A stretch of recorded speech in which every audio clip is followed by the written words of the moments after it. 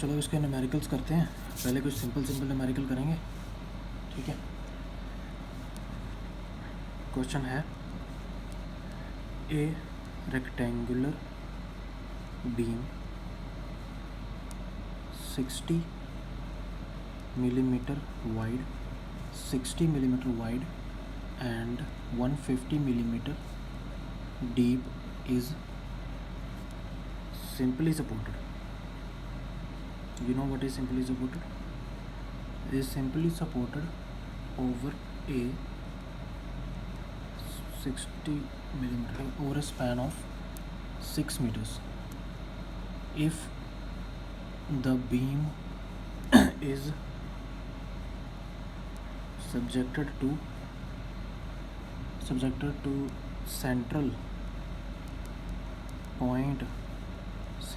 point load of 12 kilonewton, find the maximum bending stress induced in the beam section. Induced in the beam section, ठीक है।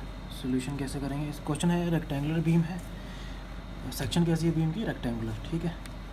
तो एक simply supported beam है, ऐसे है, ठीक है। अगर इसको दिखाने के लिए ऐसे बना देते हैं, बीम इस टाइप की है, सिंपली सपोर्टेड है तो दो सपोर्ट्स होंगी हैंड्स पे, और सेंट्रल में क्या है? पॉइंट लोड है, कितना है? W 12 किलो न्यूटन, ठीक है। सेंटर में है ना। स्पैन कितना है, यानी कि L कितना है? 6 मीटर। ये तो आ गया इसका फ्रंट व्यू कह सकते हो। एक इसका आपको साइड व्यू बनाना पड़ेगा, क्यों? समझने के लिए, क्योंकि इसका साइड व्यू क्या है? रेक्टेंगुलर है ना, 6, जिसकी विड्थ कितनी है? B कितना है? 60 mm। ये बन गई रेक्टेंगुलर सेक्शन, है ना। और जिसकी डेप्थ कितनी है? कहाँ गया? 60 mm और 150 mm डीप, ये इसकी रेक्टेंगुलर सेक्शन, ठीक है। तो यहाँ से इसका न्यूट्रल एक्सिस पास करेगा ना, ऐसे भी दिखा सकते हो आप और ऐसे भी दिखा सकते हो। तो this will be the neutral axis. अगर मैं बोलूँ तो ग्राफ, ठीक है, graph will be like this, okay. ये आपको पता ही ऐसे ग्राफ बनता है। तो अब सबसे पहले गिवन लिखते हैं। गिवन में क्या दिया आपको? B 60 mm यानी कि विड्थ, D 150 mm, L यानी कि 6 मीटर्स स्पैन दिया है, ठीक है। और कुछ दिया हुआ है, लोड W 12 किलो न्यूटन, है ना, यानी कि 12 × 10⁻³ न्यूटन। अब देखो ये 2 mm में ना, ज़्यादा डायमेंशंस mm में है, तो इसको भी चेंज कर लेते हैं। तो ये बन जाएगा 6 × 10⁻³ मिलीमीटर। इसको मिलीमीटर में ही कर लिया हमने, ठीक है, ईजी रहता है, क्योंकि इन दोनों को चेंज कर सकते, चाहे आप आपकी मर्ज़ी, इनको भी चेंज कर सकते हैं मीटर में, चाहे आप किसी एक को ज़्यादा मिलीमीटर में था इसलिए मैंने मिलीमीटर में कर लिया, ये आपकी विश है, ठीक है। तो क्वेश्चन क्या है कि मैक्सिमम बेंडिंग मोमेंट निकालनी है। और बेंडिंग मोमेंट के लिए जो नहीं, क्या निकाला? बेंडिंग स्ट्रेस निकालना, सॉरी, मैक्सिमम स्ट्रेस निकालना, मैक्सिमम स्ट्रेस। तो इक्वेशन क्या है? Using the equation sigma B/y = m/i, ठीक है। E/r भी होता है ना, उसको लेने की ज़रूरत नहीं, क्योंकि इसमें ना क्योंकि E तो दिया ही नहीं आपको, ना R दिया हुआ, तो हम यही यूज़ कर सकते हैं। तो अब बात आती है कि मैक्सिमम की। अब अगर सिग्मा B मैक्सिमम, इसमें याद रखना for sigma B to B, क्योंकि मैक्सिमम निकालना ना आपने, y should be maximum, m should be maximum, ठीक है। I तो वही रहेगा न्यूट्रल एक्सिस से पास, इसकी मैक्सिमम, इसकी एक ही वैल्यू होती है।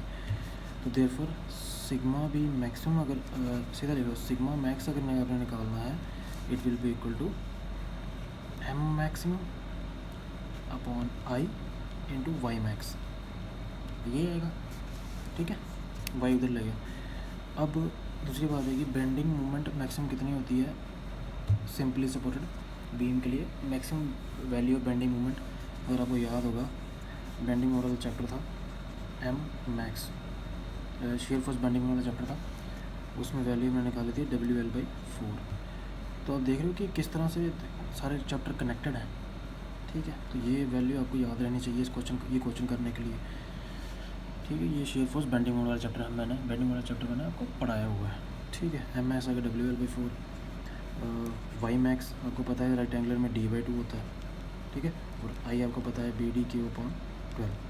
अब ये सारी वैल्यूज आपने पुट कर देनी है तो आपके आंसर आ जाएगा, ठीक है। Putting this value we get sigma max is equal to, यहाँ इसको पहले निकाल लेते हैं ना, यहीं पे सॉल्व कर लेते हैं, ठीक है।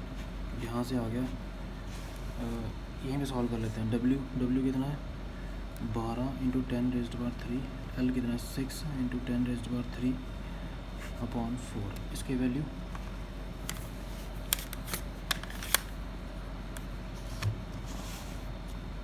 12 × 6/4 18। तो सिंपल आप लिख सकते हैं इसको 18 × 10⁻6, ठीक है। न्यूटन मिलीमीटर आएगा ना, ये न्यूटन मिलीमीटर आएगा, मोमेंट है ना, तो मिलीमीटर में लेंगे। Y max D/2, what is D 150/2 यानी कि 75 mm, और I BD/12, B what is B 60 × D 150/12, ठीक है। तो 60 × 60 multiply by 150 cube divided by 12, ओहो 13 से कर दिया।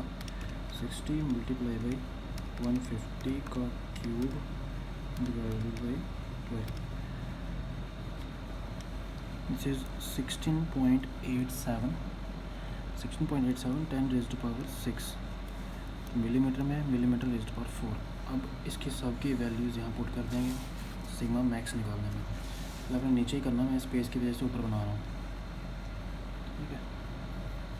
तो sigma max is equal to M max कितना है 18 × 10⁻6, ठीक है, अपॉन आई आ गया 16.87 10⁻6 इंटू वाई मैक्स 75। तो ये कट गया, पीछे क्या बचा 18 × 75 divided by 16.87, this is 80,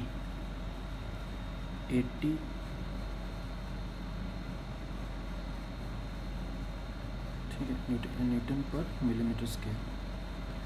sigma max millimetre है ना, मिलीमीटर में रखा था हमने, इसलिए ये आंसर आ गया इसका, ठीक है। ऐसा करना आपने इसका क्वेश्चन, तो क्वेश्चन बड़ा सिंपल है, ठीक है।